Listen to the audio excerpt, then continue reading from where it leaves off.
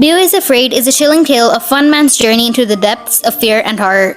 Meet Beau, a troubled soul who has just lost his mother and discovers a dark family secret. As he tries to uncover the truth, he is thrust into a nightmarish world of monsters, betrayal, and deception. With his life on the line, Beau must confront his deepest fears and face the terrifying truth. Join us on this thrilling ride as we explore the twisted world of Beau is Afraid. Beau Westerman is the guy whose mom Mona is really famous and has lots of money. Sadly, his dad died because of an illness that Beau inherited from him. When Beau was a teenager, he went on a cruise with his mom, and there he met a girl named Eileen who he really liked. As Beau gets older, he has a tough time with his health because of his illness that he got from his dad. He also feels like he wants to be his own person, not just as Mona's son. Despite all this, he keeps thinking about Eileen and how she's the only one who really gets him and likes him for who he is. Beau is now all grown up, and he's dealing with a lot of anxiety and living alone in a city where there's a lot of crime. He's seeing a therapist who gives him an experimental drug to help him with anxiety, but warns him to take it only with water. One day, Beau is supposed to fly to see his mother for the anniversary of his father's death, but he oversleeps because of neighbors' loud music. He hurries to pack his bags, but when he gets to the door, he finds out that his keys and luggage have been stolen. Beau is really upset and tries to call his mom and explain what happened, but she doesn't seem to care. All of this is making Beau feel really stressed out and anxious. He is not sure what to do next, but he knows that he needs to find a way to calm down and deal with all the challenges that life is throwing away at him. Beau takes his medication as prescribed, but he's really worried when he finds that he has no water. He decides to go to the convenience store across the street to get some water, but on their way, he has to avoid some scary homeless people.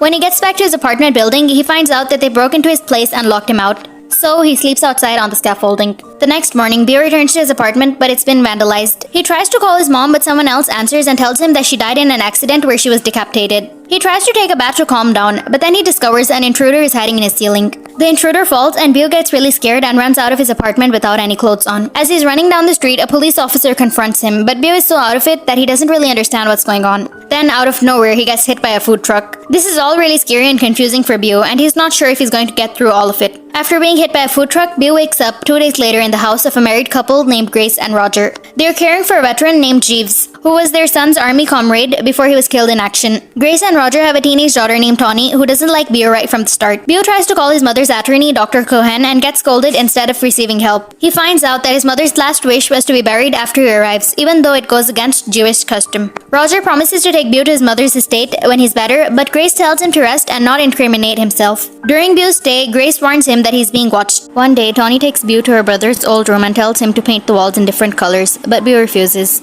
Tawny gets upset and drinks a can of paint, which kills her. When Grace walks in and sees Beau standing over Tawny's body, she blames him for her daughter's death. Beau runs away into the woods and Grace sends Jeeves after him. The situation is getting worse for Beau and he doesn't know what to do. After getting lost in the woods, Beau stumbles upon a group of theater actors called the Orphans of the Forest. Beau is invited to watch their rehearsal, and as he watches the play, he starts to identify the protagonist, who is searching for his family after a devastating flood. A man approaches Beau and tells him that he knows Beau's father and that he is still alive. Suddenly, the group is ambushed by Jeeves, who attacks and kills several actors. In the chaos, Beau manages to escape deep further into the forest. Beau was on his way to attend his mother's funeral. However, he had to hitchhike the rest of the way and arrived late. He felt tired and took a nap on the couch. When he woke up, he heard a woman entering the house. It was Eileen, and they reconnected after a long time. But he was shocked to see her body frozen stiff as she had died. Suddenly, Mona appeared from the shadows and revealed that she was still alive and had been watching everyone. Mona revealed that she had been spying on Beau for years and even his therapist working for her, sharing all the conversations. Beau was stunned and demanded to know the truth about his father. Mona took him to the attic where he found out that he had a secret twin brother and his father was a giant. Suddenly, Jeeves, an intruder, broke into the house and the monster killed him. Beau was terrified and confused. He wanted to know more about his father, but his mother, who was still alive, kept humiliating him. In a fit of rage, Beau ended up strangling his mother.